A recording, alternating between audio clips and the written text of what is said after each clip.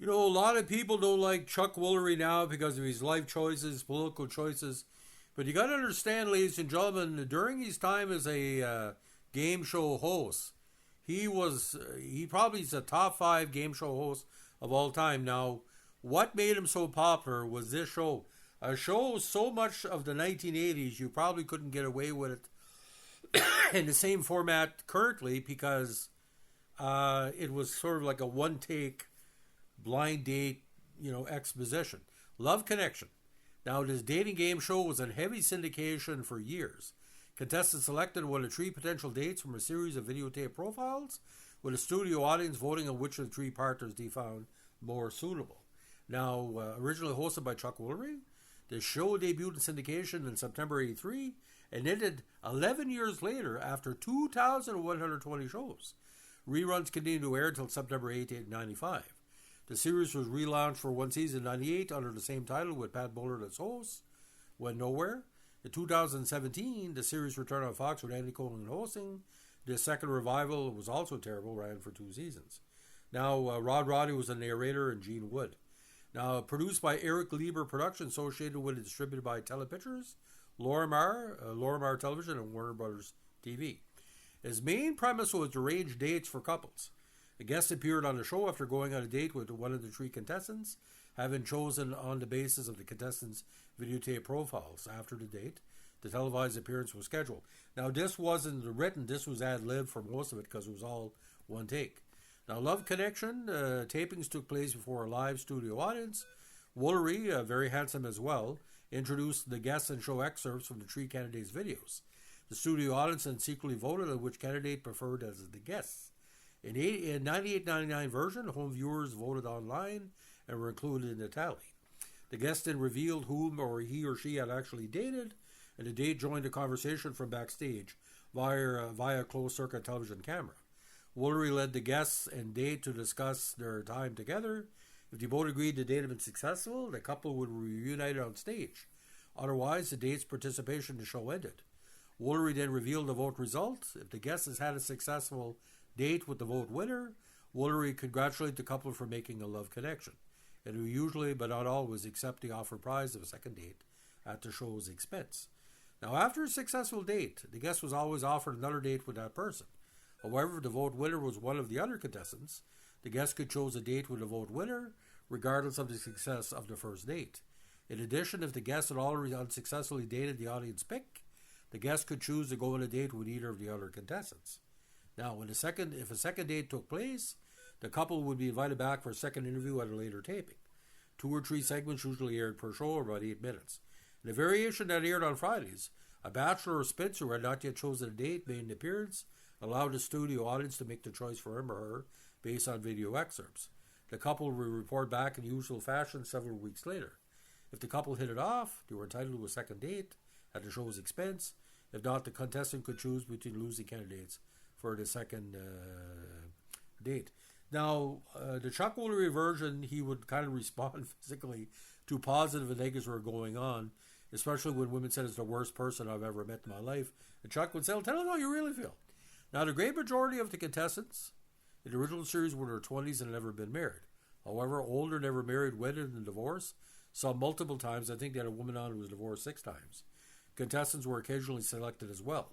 The relationship status of contestants was noted on screen, their profile summary, in both the syndicated and the show, but was not referenced in the revival in 2017. The show paid the expenses on the date plus $75 for incidentals. The incidental amount was increased to $100 for the '99 revival. In 2017, contestants were given $500 for each date. Must have had a date in Canada because it cost $13 for a movie. As of '93, among the couples who met in the show, there were a total of 29 marriages, 8 engagements, and 15 children. A year later, a Daily Variety trade ad promoting any of the original show's run 11 seasons was stated that were 35,478 taped interviews, 2,120 episodes, 31 marriages, and 20 children. Now, Woolery created his catchphrase, which we still use 2 and 2, back in 2 minutes and 2 seconds on Love Connection, often accompanied by a 2-finger hand gesture. The line referred to the fact that the program would return in 2 minutes and 2 seconds, the total length of a standard commercial break at the time. Now, I think it was 21 minutes per half hour. Back then it was 24. This included a fade out and fade ins bookending each break. Woolery later used the phrase on other shows he hosted as well, including Greed. Now, the Chuck Woolery episodes were rerun in USA for 2 years and the Game Show Network for 5 years. Beginning November 9, 2009, the Woolery episodes returned to GSN weekend lineup, but have since been removed, mostly because of his politics. Now, the season 1 ratings were not too bad in the 3 million range, went down to 2 million for season 2. So a very, very interesting, but there's one episode he didn't mention what happened, he just called it episode 6. But the ratings in the 1849 as it started, 0.5 to 1.1 was very strong. But the pilot episode, Don't Go Bacon My Heart, BACON 3.29. So ladies and gentlemen, the first season was mostly in like a summer season and as well. But the idea of the campaign, ladies and gentlemen, Chuck Woolery again, but we're going to talk a little bit about why I kind of think that he's been canceled. I'm not using that in a bad way because a lot of people don't like his politics. Now, he died in 2024 and I still miss him. I think he was very underrated. And the political views. When he spoke in favor of American conservatism, he was an active supporter of the Republican Party and had mainly donated to Republican conservative causes. Also a gun rights activist. Now, unfortunately, he was accused of anti-Semitism after a series of tweets in May 2017, including this message: believe it or not, Karl Marx and Vladimir Lenin were both Jewish. I was shocked to find most of the original Soviet communists were Jewish. The claim that communism is Jewish in origin forms the core of the anti-Semitic trope called Judeo-Bolshevism. The tweet led to accusations of anti-Semitism against Woolery.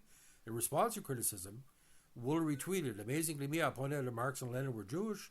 Fact of history, I'm not to be called anti-Semitic. Why do people do this? Now, in regards to COVID, he tweeted that the CDC, doctors, the media, and the Democratic Party were lying about COVID. President Donald Trump retweeted Woolery's claims.